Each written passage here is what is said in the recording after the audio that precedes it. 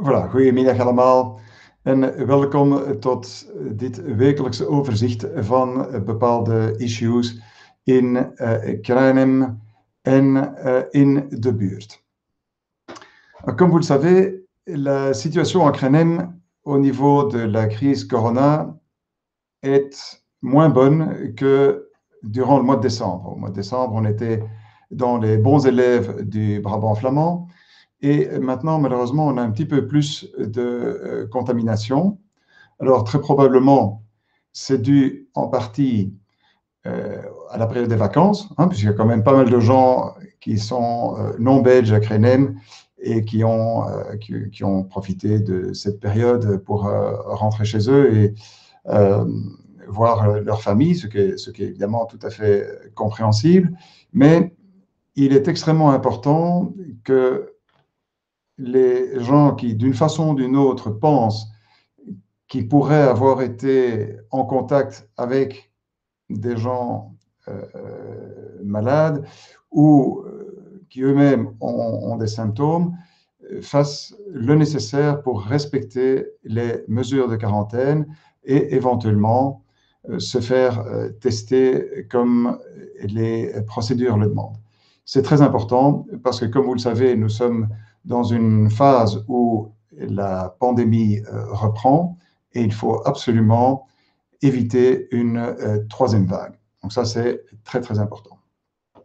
Alors, une des choses sur lesquelles nous insistons beaucoup, c'est évidemment le respect des gestes barrières que tout le monde connaît, se laver les mains, mettre un masque, respecter une distance sociale, faire très attention, mais aussi essayer, dans la mesure du possible, de diminuer la concentration potentielle en aérosol dans les endroits où il y a d'autres personnes présentes, et ça peut se faire simplement en ouvrant une fenêtre ou une porte. C'est quelque chose sur lequel nous insistons beaucoup depuis la sortie du premier confinement, c'est d'essayer d'aérer un maximum les locaux. Alors ça, évidemment, c'est facile à faire en été.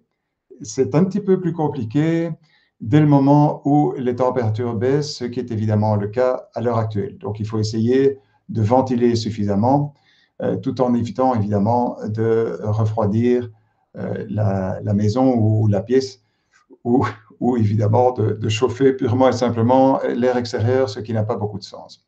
Donc, la meilleure façon de faire ça, c'est d'ouvrir en grand pendant quelques minutes, par exemple toutes les heures, et puis alors d'attendre afin d'éviter que toute la maison ou la pièce se refroidisse. Alors, comme vous le savez, pour les commerces et les lieux de Kruinem où il y a du public, donc que ce soit par exemple la maison communale, les locaux de la police, les églises, les commerces, les restaurants qui sont fermés pour l'instant, mais dont on espère quand même qu'ils vont réouvrir dans pas trop longtemps.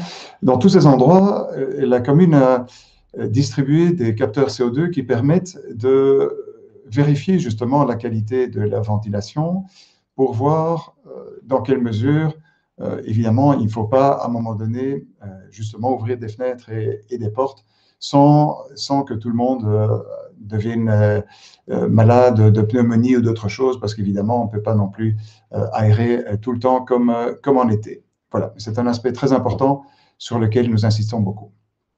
Alors, vous savez qu'aujourd'hui, il y a eu une conférence de presse, il y a eu les décisions qui ont été prises au niveau des centres de vaccination qui seront prévus dans la zone ELZ-Druivenstreek. Cette zone, chez nous, c'est Zaventem, Kruinem, Wezenbeek-op-Hem, Tervuren, Overijs et Ooijaard. Alors, pour toute cette zone qui forme une espèce de banane autour de Bruxelles, on a deux centres de vaccination. Il y en aura un qui sera à Overijs et l'autre sera à Zaventem. Alors, je vous invite à voir le site de la commune. Vous aurez alors plus de détails sur les modalités et ce qui a été décidé jusqu'à présent.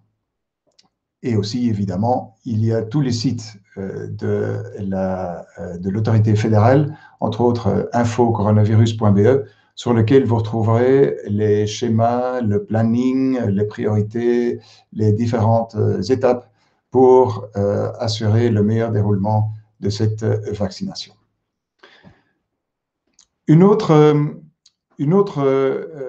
problématique à laquelle nous sommes confrontés cette semaine, c'est les problèmes de mobilité sur le boulevard de la Wolu. Vous savez qu'il y a des travaux en ce moment à hauteur de Machelen. C'est une réalisation qui vise en fait à atteindre 3 objectifs. Le premier, c'est d'augmenter la possibilité d'avoir des transports en commun efficaces, ce qu'on appelle le Ringtrambus. Donc, il y aura en fait une voie de circulation qui sera réservée pour ces modes de transport en commun. Et la seconde priorité, c'est d'améliorer la piste cyclable, puisque vous savez qu'il y a tout un réseau de pistes cyclables qui est en train de se mettre en place dans la région, dans tout ce qui est la région du Ring Nord-Est, où nous sommes concernés.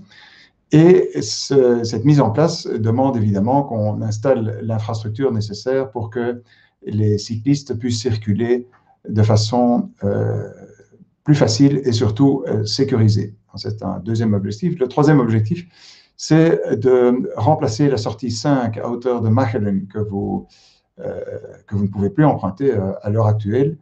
Et cette sortie devra être remplacée en fait par un autre complexe qui va permettre alors une connexion plus fluide et plus facile entre le boulevard de la Wolu et le Ring. Voilà. Alors ça, c'est une chose importante. Un malentendu qui a pas mal circulé sur les réseaux sociaux ces dernières semaines, ces derniers jours, c'est la question de la coupure du boulevard de la Wolu à hauteur, un petit peu avant la chaussée de Louvain, entre la chaussée de Louvain et les 4 Bras. Donc ça, ce n'est pas du tout pour l'instant d'application, c'est quelque chose qui est à l'étude. Il y a une série de raisons pour lesquelles cela pourrait s'envisager. Il y a surtout une série de raisons pour lesquelles ce n'est pas nécessairement une bonne idée. Et une de ces raisons, c'est évidemment le trafic additionnel et parasite que l'on aurait dans la commune de Krenem et pour lequel on doit évidemment être extrêmement vigilant. C'est aussi la raison pour laquelle, en 2019, le collège a clairement donné un avis négatif sur cette coupure de boulevard de la Wolu. Et c'est quelque chose, évidemment, que nous suivons de près. Et il y aura d'ailleurs, dans le courant des prochains jours, probablement une information plus détaillée qui va circuler à ce sujet et qui sera faite avec les échevins concernés. Ça, c'est pour le boulevard de la Wolu. Alors, je voudrais terminer ce court aperçu par les développements que nous souhaitons envisager dans le cadre du plan pluriannuel. Vous savez que la crise Corona nous empêche évidemment de faire tout ce qu'on voudrait. On a quand même tous des limitations dans nos activités, nos déplacements, nos contacts. Alors, ça ne facilite évidemment pas l'aboutissement de certains projets, mais en essayant évidemment de respecter scrupuleusement les règles en vigueur, on continue à voir ce qu'on peut faire pour réaliser un certain nombre de projets. Alors, il n'y a pas grand-chose de changé par rapport au plan pluriannuel, et là aussi, on essaiera de vous donner plus de détails dans le courant des prochains jours. Alors, je vais voir dans quelle mesure il y a des questions où on pourrait déjà probablement répondre. Je ne pense pas qu'il y en ait pour l'instant. Voilà. Alors, nous allons en principe prendre l'habitude de faire cette petite séance tous les vendredis. En principe, ce sera le vendredi à 6 heures. Voilà. Eh bien, merci de votre attention. Allemaal bedankt om te kijken. Dus wees alsjeblieft vooral voorzichtig. De quarantainemaatregelen moeten absoluut gerespecteerd worden. We moeten gewoon allemaal voorzichtig zijn met de activiteiten die we allemaal plannen. We weten dat dit eigenlijk een heel moeilijke periode is. Het is ook de periode met lagere temperaturen waar wij voorzichtig zijn, enorm voorzichtig moeten zijn om alle mogelijke samenscholingen te vermijden. En op die manier gaan we toch hopelijk op korte termijn dus de COVID-pandemie bij ons toch onder controle krijgen. En laat ons hopen dat wij in de loop van de volgende maanden dan toch evalueren naar een situatie waar wij toch een deel of een groot deel van onze vrijheid terugkrijgen. Hartelijk dank en graag tot volgende week. Bedankt.